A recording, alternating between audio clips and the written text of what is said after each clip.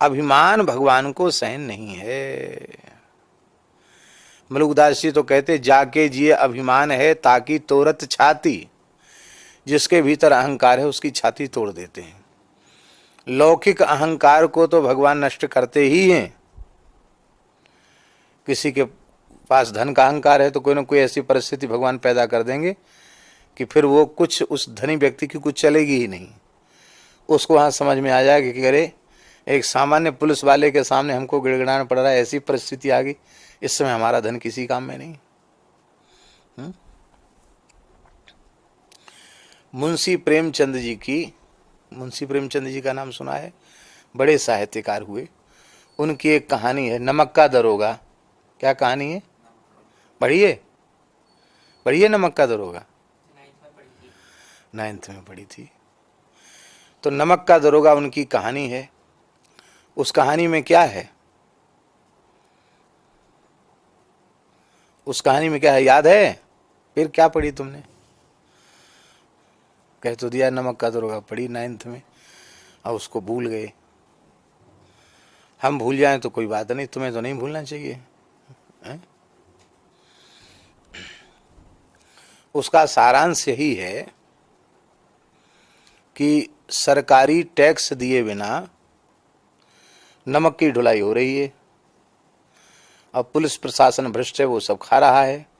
उसमें दरोगा को और ऊंचे ऊंचे लोगों को सबको अंश जा रहा है। पर एक दरोगा ऐसा नियुक्त हुआ, छोटा दरोगा, जो सत्यवादी हरिश्चंद्र के जैसा एकदम पूरा ईमानदार सत्यवादी, नियम कानून मानने वाला। तो उसने बिल्कुल कागज दिखाओ, सरकारी टैक्स जमा करो, गाड़ियों की संख्या बताओ, तब ये बैलगाड़ियाँ आगे बढ़ेंगी, नमक की नहीं तो नहीं बढ़ेंगी। लोगों ने थोड़ी तड़क भड़क दिखाई तो बोले सबको अरेस्ट करके भीतर कर देंगे। तब अंत में कहा कि हमारे जो मालिक हैं उनसे आप बात करो। बोले हम किसी मालिक वालिक से बात नहीं करते, वो हमारे पास आ गए। तो वो सेठ जी अलोपी दीन शायद नाम था उनका। तो अलोपी दीन आए, मोटे तगड़े सेठ जैसे होते। तुम लोग सेठ नहीं हो कोई, रुंगटा जी भी सेठ नहीं है। सेठ हमारे यहाँ देहात में कहते हैं, सेठ को बड्डो पेट, सेठानी आधी रोटी देत।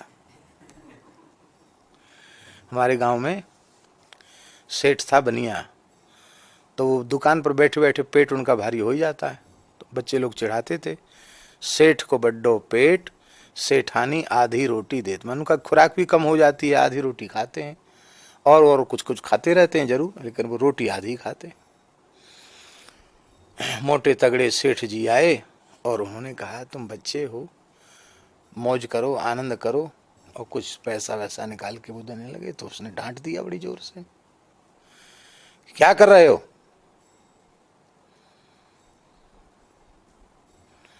तो उसने ये भी दिखाया कि तुम अभी बहुत छोटे कर्मचारी हो, नई तुम्हारी नियुक्ति हुई है, तुम समझते नहीं हो, अभी बच्चे हो, और मेरा कहाँ कहाँ तक, सीधे कहते ना मंत्री संतरी, और वहाँ तक सब जगह हमारी पहुँच है। बोले तुम कुछ भी बने रहो, यहाँ तो तुम्हारे काम नहीं चलेगा। तो उसमें मुंशी प्रेमचंद लिखते हैं कि जिस संपत्ति की शिला को सेठ जी ने अपना ऐसा आधार मान रखा था कि ये कभी हिलने वाली नहीं है, लेकिन एक ईमानदार साधारण गरीब आदमी ने उनके अस्तित्व को उन्हें समझा दिया कि आज मैं यदि इसकी बात नहीं मानता हूं तो ये अरेस्ट मुझे किए बिना मानेगा नहीं, वो सजा होगी। इसकी नौकरी रहे चाहे जाए, लेकिन हमको तो ये नीचा दिखाई देगा। तो कहने का आशय ये है कि कोई चीज का अभिमान, पद का अभिमान होगा, प्रतिष्ठा का अभिमान होगा, धन का अभिमान होगा, भगवान कोई न कोई ऐसा मौका जरूर, विद्या का अभिमान होगा तो ऐसा कोई विद्वान बुद्धिमान पंडित आ जाएगा, तुम्हारी बोलती बंद कर देगा, बोलने नहीं देगा तुमको, एक एक वाक्य में 10-10 गलती निकालेगा, आपको लज्जित होना पड़ेगा। पर ये होगा तभी जब आपको अभिमान होगा। अभिमान नहीं होता है जिस व्यक्ति में, उसे नीचा कभी देखना नहीं पड़ता है। अरे पहले से नीचे देख रहा है तो उसको नीचे क्या देखना पड़ेगा? ऊपर देखोगे तो नीचे देखना पड़ेगा, और नीचे ही देख रहा है तो क्या नीचे को नीचे कोई दिखाएगा? हमारे महाराज जी कहते थे, जिसने अपने को सम्मानित मान रखा है उसको पद पद पर अपमान की अनुभूति होगी, और जिसने अपने को सम्मानित ही नहीं मान रखा, संसार का कोई व्यक्ति उसका अपमान नहीं कर सकता। हमने अपने आप को सम्मान के योग्य माना, इसलिए हमें अपमान की अनुभूति हो रही है। सम्मान की भावना का त्याग कर दें तो अपमान हो गई नहीं। और सम्मान में सम्मानित पुरुष हूं, ये भावना अभिमान को जगाने वाली है, और अभिमान के बाद फिर सारे दोष बिना बुलाए अपने आप आ जाते हैं। गोपियों का अभिमान भगवान ने सहन नहीं किया, भगवान रास में अंतर्धान हो गए। किसी का अभिमान भगवान सहन नहीं करते। सत्यभामा जी को अभिमान हो गया, उसको सहन नहीं किया। सुदर्शन चक्र को अभिमान हो गया, उसको सहन नहीं किया। गरुड़ जी को अभिमान हो गया, उसको सहन नहीं किया। विनय पत्रिका में जब हनुमत चरित्र कह रहे थे तब वो कथा आई थी, याद होगा, कैसे भगवान ने द्वारकाधीश श्री कृष्ण ने सबके अभिमान को चूर किया। तो अपने निकटवर्ती लोगों का अभिमान वो सहन नहीं करते हैं, जो निरंतर उनकी सेवा में रहते पार्षद, फिर दूसरे का अभिमान वो क्या सहन करेंगे? इसलिए साधक को विष के समान अभिमान का त्याग कर देना चाहिए, अभिमान नहीं करना चाहिए, किसी भी प्रकार का अभिमान नहीं करना चाहिए। सारे दोषों की जड़ अभिमान है।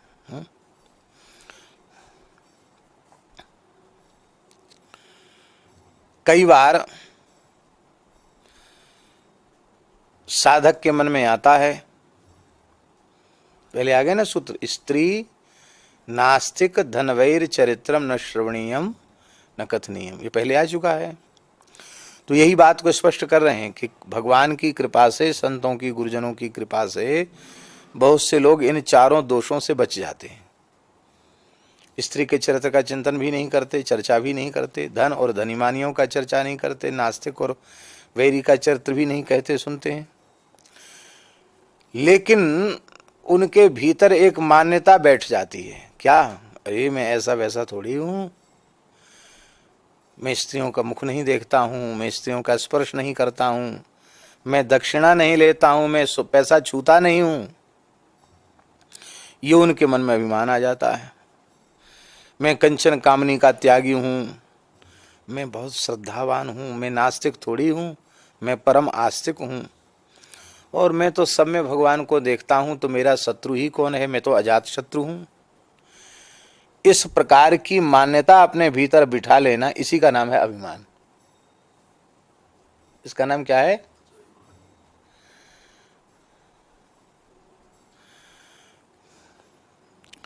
श्री रमण रेती वाले महाराज जी एक घटना सुना रहे थे। बोले एक बड़े धनाढ्य परिवार के वैश्य थे, बहुत धनाढ्य थे, माने ऐसा समझे कि अंग्रेजी जमाने में वो करोड़पति थे।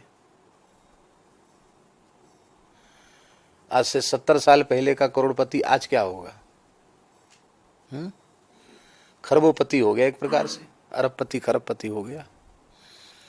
अच्छा कुछ वातावरण था, संतों का संग था, साधन में रुचि थी, तो वे वैश्य जो बड़े आदमी थे वो साधु बन गए। परिवार वाला सब छोड़ दिया और जो जिसको संभालना हो संभालो, वो पकड़ बन गए, साधु बन गए। साधु बने तो फिर संसार तो खूब भोग के आए ही थे, इसलिए उनको कोई चिंता, किसी चीज़ की इच्छा थी नहीं।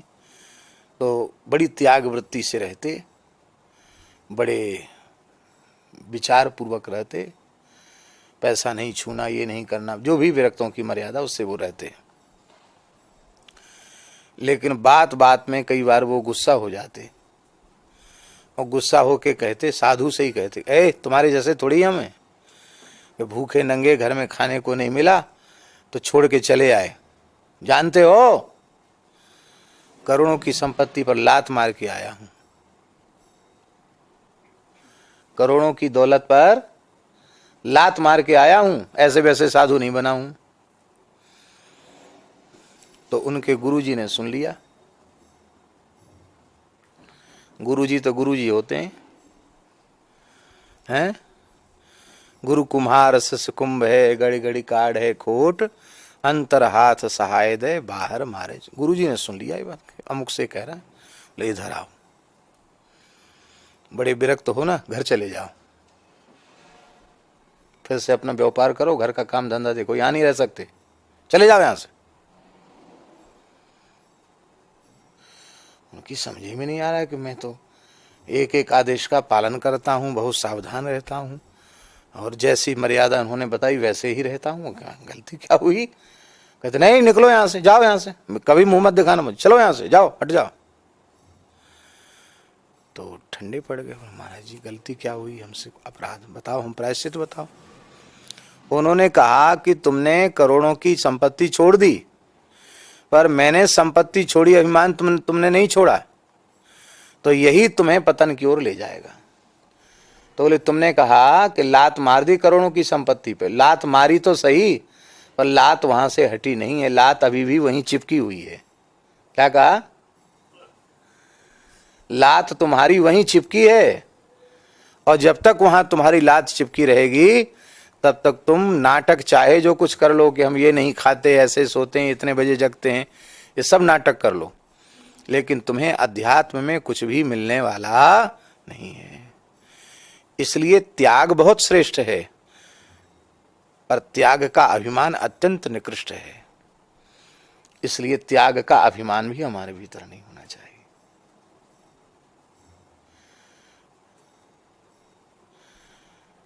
बैंक का कैशियर मैं करोड़पति हूं ऐसा अभिमान नहीं करता है, जबकि खजाने की चाबी उसके पास रहती, खजाने पर ही बैठता है। क्यों अभिमान नहीं करता है? उसको यह अच्छी प्रकार से पता है कि यह धन खाता धारकों का है, मैं केवल एक नौकर मात्र हूं। ये बात समझ में रहती ना उसके, इसमें कुछ भी हेरा फेरी होगी तो हमको अपने जेब से उसको पूरा करना पड़ेगा, और कहीं मेरी हेरा फेरी पकड़ी गई तो नौकरी से निकाल बाहर कर दिया जाऊंगा। इसी प्रकार से मनुष्य संसार में रहकर व्यवहार करता हुआ भी और उसके अभिमान से बच सकता है। उपाय है, ये उदाहरण है। तो ये अभिमान पतन का कारण है। तो इस प्रकार का, मैं इतने बजे सो के उठ जाता हूं, मैं तो 2 ही घंटे सोता हूं, 3 ही घंटे सोता हूं, मैं प्रत्येक एकादशी निर्जल करता हूं, जल पर ही करता हूं, ये सब भी अभिमान है।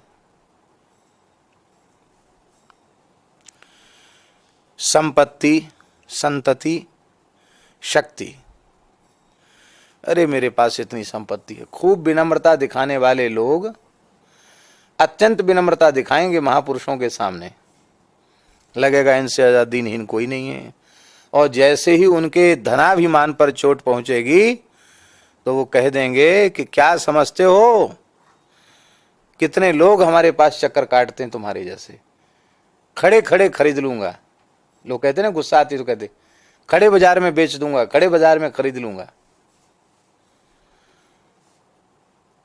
तो इसका मतलब है कि उनकी जो विनम्रता है वो थोथी है, झूठी है, वस्तुतः उनके हृदय में विनम्रता नहीं है।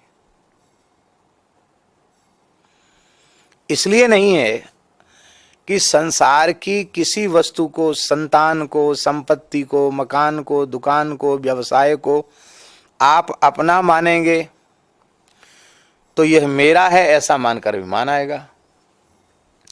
और जब यह विवेक पूर्वक स्वीकार कर लेंगे कि जब शरीर का एक रोया तक हमारा नहीं है तो ये सब हमारा कैसे हो सकता है, केवल व्यवहार मात्र के लिए मिला है, तो जब तक है तब तक हम इसका कुशल संचालन करें, और इससे जो पवित्र लाभ आ रहा है उससे हम भगवान की सेवा करें, गौओं की, ब्राह्मणों की, संतों की, दीन दुखियों की सेवा करें।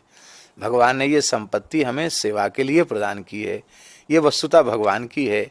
हम 1 पैसे का भी दुरुपयोग करेंगे तो इसका जवाब भगवान के सामने हमको देना पड़ेगा। ऐसी विनम्रता किसी के पास हो तो चाहे जितना वैभव हो उसका कुछ नहीं बिगड़ेगा। तो संपत्ति, संतति, शक्ति, स्वास्थ्य, विद्या, बुद्धि, कुल, इनका अहंकार, विद्या का भारी अहंकार होता है, बुद्धि का अहंकार होता है, कुल का अहंकार होता है, वर्ण का भी अहंकार होता है, मैं बहुत उत्तम कुल में पैदा हुआ हूं। आश्रम का अहंकार होता है, मैं चतुर्थाश्रमी हूं, सन्यासी हूं, ये भी अहंकार है। आचार विचार का अहंकार, रूप का अहंकार, पद का अहंकार, पुरुषार्थ का अहंकार। एक इनकम टैक्स की बड़ी कमिश्नर थी, बहुत ऊंचे पद पर थी, तो गीता वाटिका में श्री राधा बाबा का दर्शन करने आती थी। जब वो पोजीशन में थी, पद पर थी, तो बत्ती वाली गाड़ी आगे पीछे सब उसके पूरा रहता था, और वो आते तो लोग उसको आओ आओ आओ आओ गीता वाटिका में आओ आओ, बाबा का दर्शन कराते, सत्संग में भी उसको आगे बिठाते, बड़ी अच्छी है, बहुत अच्छी है। अब वो सेवानिवृत्त हो गई, सेवानिवृत्त हो गई तो अब आई किसी उत्सव में, तो जो महिलाएं दूर भगती थी उसको देख, उन महिलाओं ने ठूंसा मारना शुरू कर दिया, ए हम यहाँ इतनी देर से बैठे, तू यहाँ चली आई, पीछे जा पीछे जा। और वहां के लोग भी कोई उस पर ध्यान नहीं दे रहे थे। तो श्री राधा बाबा की दृष्टि गई तो बाबा बड़ी जोर से हंसे, बाबा बहुत जोर से हंसे, और फिर किसी को कहा कि भाई वो ज्यादा परेशान, उसको थोड़ा अलग उसको करो। बाबा हंसे क्यों? तो बाबा ने हंसने का कारण बताया कि देखो, एक समय वो पद पर थी, तो वही महिला है, और साल भर भी नहीं बीती पद से मुक्त हुए, कि अब वह कीमत नहीं है, अब वो प्रतिष्ठा नहीं है। तो पद पर होना तो बहुत अच्छी चीज, लेकिन पद का अभिमान होना अच्छी चीज नहीं है। ये सब नष्ट हो जाए। पुरुषार्थ, किसी भी वस्तु का अभिमान नहीं होना चाहिए।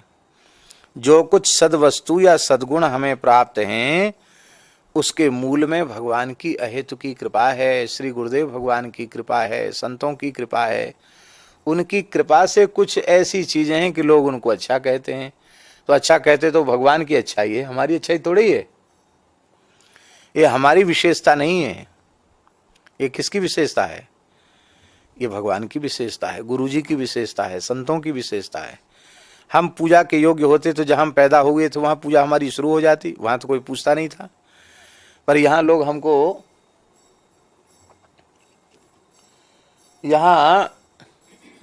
हमको इतना आदर मिल रहा है, तो ये रामचेतन दास का आदर हो रहा है क्या? व्यक्ति का तो आदर नहीं हो रहा है। मस्तक पर तिलक है, गले में तुलसी है, एक साधक के जैसी वेशभूषा है, इसका आदर हो रहा है। तो यह आदर किसका हुआ? आपके शुक्ल दाढ़ी को देखकर, ऊर्ध्वपुंड्र को देखकर, धोती कुर्ता को देखकर किसी ने आपका आदर किया, आपको बाबा कह दिया या संत ही कह दिया या आपको प्रणाम कर लिया, तो वो आदर वस्तुतः किसका हुआ? आपका हुआ कि ये गुरुजी के, संतों के द्वारा दिए गए भगवान के वेश का आदर हुआ? किसका आदर हुआ? तिलक का आदर हुआ ना, इस पवित्र वेश का आदर हुआ। और वेश किसका है? हमारे यहाँ साधुओं में, टकसार में पूछी जाती तो बात क्या कही जाती? भेष भगवान का। क्या कहा जाता? तो जब भगवान का भेष है तो आदर किसका हुआ? भगवान का आदर हुआ। और जब भगवान का आदर हुआ तो हम उसको, आदर को अपने से संबंध जोड़ रहे हैं कि मैं इतना बढ़िया हूं कि देखो इतने लोग मुझे प्रणाम करते हैं। बस यही अभिमान पतन का कारण बन जाता है। अभिमान के नाश का उपाय क्या है? अभिमान के नाश का उपाय है दीनता। क्या है? दीनता, विनयशीलता और नम्रता। दीनता और विनयशीलता। विनयशीलता माने स्वभाव में हमारे विनय आ जाए। और नम्र, नम्र माने क्या होता है? नव जाना, झुक जाना। झुकना भी हमारे स्वभाव में आ जाए। इसलिए श्रीमद् भागवत के 12वें स्कंध में अंतिम श्लोक में क्या कहा गया? नाम संकीर्तनम यस्य सर्व पाप प्रणाशनम प्रणामो दुख शमनस्तम नमामि हरिम परम। तो प्रणामो दुख शमनः, प्रणाम सारे दुखों का शमन करने वाला है। दुख है क्या? क्या है दुख? मानस रोगों में मानस गोस्वामी जी कहते हैं अहंकार अति दुखद डमरुआ। ये अहंकार ही सबसे भारी दुखद बीमारी है। सबसे भारी दुख है अहंकार। और इस अहंकार का नाश कैसे होगा? प्रणामो दुख शमनः। प्रणाम करने से दुख का, दुख माने अहंकार का शमन होगा। आप जितना अधिक प्रणाम करेंगे आपका अभिमान उतना कम होता चला जाएगा। कितना अपने अभिमान को विगलित करना चाहिए। अध्यात्म पथ के पथिक को, भक्ति पथ के पथिक को भगवान श्री कृष्ण की आज्ञा है एकादश स्कंद में। अपने जाति के, कुल के, पद के, प्रतिष्ठा के अहंकार को, विद्या के, बुद्धि के, योग्यता के अहंकार को त्याग कर साधक का कर्तव्य है प्रणमेत, प्रणाम करे। प्रणमेत में किस लकार का प्रयोग है? विधिलिंग का प्रयोग है। प्रणमेत प्रणमेताम प्रणमेयुः। प्रणमेत माने प्रणाम करे ऐसी विधि है। कम प्रणमेत, किसको प्रणाम करे? तो आश्व चांडाल गोखरम, कुत्ते को साष्टांग प्रणाम करे, भंगी को साष्टांग प्रणाम करे, चांडाल को साष्टांग प्रणाम करे, गाय को साष्टांग प्रणाम करे, गधे को भी साष्टांग प्रणाम करे।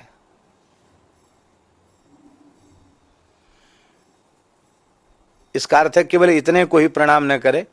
इसका मतलब है छोटे बड़े ऊंच नीच का भेद छोड़ करके सबको साष्टांग प्रणाम करे। ऐसा करने लग जाओगे तो भक्ति आपके भीतर अपने आप प्रकट हो जाएगी। अभिमान शून्य होते ही प्रेम का प्रकाश हो जाएगा। बहुत वर्षों पहले वृंदावन में इस प्रकार का एक साधक आया था। उसमें प्रायः हम कार्तिक मास में पूरा महीना परिक्रमा करते ही थे। तो हमने देखा ये सोहम आश्रम के उधर पहले कुछ निर्माण वगैरह नहीं था, सोहम आश्रम बना था, उधर सब ऐसे ही था, जंगल सा पड़ा था। तो वहाँ वो व्यक्ति रहता था, अधेड़ आयु का था। उसको मैंने स्वयं देखा। एक बार खड़े होके थोड़ी देर देखा कि आखिर ये हमको ही प्रणाम कर रहा है कि सबको प्रणाम करता है। मैंने देखा जो भी सामने निकलता है साष्टांग प्रणाम करता है। या तो सिर मतलब जमीन में रख के करता है, नहीं तो लौट के प्रणाम करता है। अरे ये क्या आदमी है? कुत्ता, बिल्ली, सुअर कोई सामने से निकला तुरंत दंडवत। कितने दंडवत करता भाई? साइकिल वाला, रिक्शा वाला, तांगा वाला, इससे उसको कोई लेने वाला नहीं कि कौन है। प्रणाम से प्रयोजन।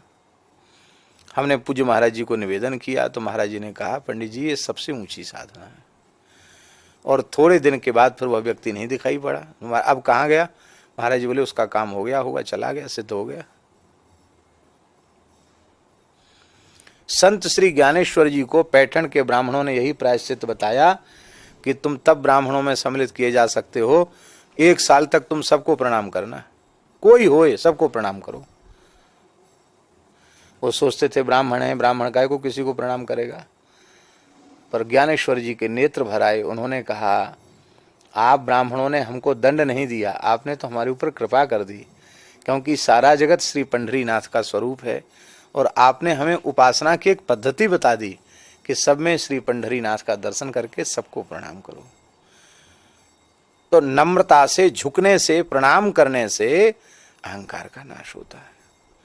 पूज्य बाबा श्री ठाकुरदास जी को मजाल है कोई प्रणाम कर ले, झुकने वाला झुके उसके पहले 10 बार वो झुक जाते थे, 10 बार दंडवत कर लेते थे। वो इकारा शरीर था, ऐसे दुबले पतले थे, कद भी छोटा ही था बाबा का, पट से झुक जाते थे।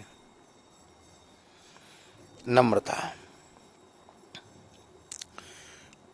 नमन वसन पन सौंधोले लगाइए। भक्ति महारानी की श्रीअंग का वस्त्र जो है वो नम्रता है। सर्वांग सुंदरी स्त्री, सर्वांगों में आभूषणों से युक्त स्त्री, उसके शरीर में वस्त्र न हो तो देखने योग्य होगी किसी धर्मनिष्ठ सदाचारी पुरुष के लिए? नहीं होगी, क्योंकि बसनहीन नहीं सोह सुरारी, सब भूषण भूषित बर नारी, गोस्वामी जी ने कहा। इसी प्रकार से आपकी भक्ति युवती है, सुंदरी है, अंग अंग में आभूषण है, पर नम्रता रूपी साड़ी आपने धारण नहीं कराई है तो उस भक्ति की ओर ठाकुर जी मुख देखने वाले नहीं, ठाकुर जी उस भक्ति को स्वीकार करने वाले नहीं। नम्रता। इसलिए अभिमान का सर्वथा त्याग करना चाहिए। और क्या करना चाहिए? कहते दंभादिकम त्याज्यम, दंभ आदि का भी त्याग करना चाहिए। आदि शब्द क्यों कहा दीनबंधु दास? आदि शब्द क्यों कहा? क्योंकि दंभ के पीछे एक बहुत लंबी फौज है, दंभो दर्पो अभिमानश्च क्रोधा, ये सब बड़ी लंबी चौड़ी उसके पीछे लाइन लगी हुई है। भगवत गीता के 16वें अध्याय में श्लोक संख्या 7 से लेके 20 तक भगवान ने आसुरी संपत्ति का वर्णन किया है, और उस आसुरी संपत्ति में सबसे पहले भगवान ने दंभ का स्मरण किया। और विकार पकड़ में आ जाते, पर दंभ रहने के बाद भी पकड़ में नहीं आता है। और दंभी व्यक्ति के हाथ कुछ भी नहीं लगता है। साधन पथ उसका अवरुद्ध हो जाता है। ऊपर से वो ढोंग पूर्वक कपट पूर्वक वेश बना लेता है, और फिर अपने पाखंड को ही सच्चाई के रूप में प्रमाणित करने के लिए अपनी सारी विद्या की शक्ति उसी में लगा देता है। सारी बुद्धि, सारी चतुराई, सारी क्रिया कुशलता वो इसी में लगा देता है कि किसी भी पद्धति से मेरी मान्यता बनी रहे। अभिमान और दंभ आदि ये भक्ति के पथ के बहुत बड़े विघ्न हैं। और उपयोगी क्या है? तो निरभिमानता और सरलता। निरभिमानता और सरलता, ये दोनों भक्ति पथ के लिए परम सहायक हैं। यह एक विशेष बात है सरलता के संबंध में। सरलता जिस व्यक्ति में होगी उसमें दंभ रह नहीं सकता। कुटिल व्यक्ति में ही दंभ रहता है, सरल व्यक्ति में दंभ नहीं। तो सरल तो छिपाए रखेगा ही नहीं, वो जैसा है वैसा अपने को सबके सामने खोल के धर देगा, तो उसको दंभ कहाँ से आएगा? उसको दंभ नहीं होगा। जो सरल नहीं है दंभ उन्हीं में होता है, कुटिल हैं उन्हीं में दंभ होता है, सरल लोगों में दंभ नहीं होता है। तो इस प्रकार से इन दुर्गुणों का सर्वथा हमें त्याग करना चाहिए।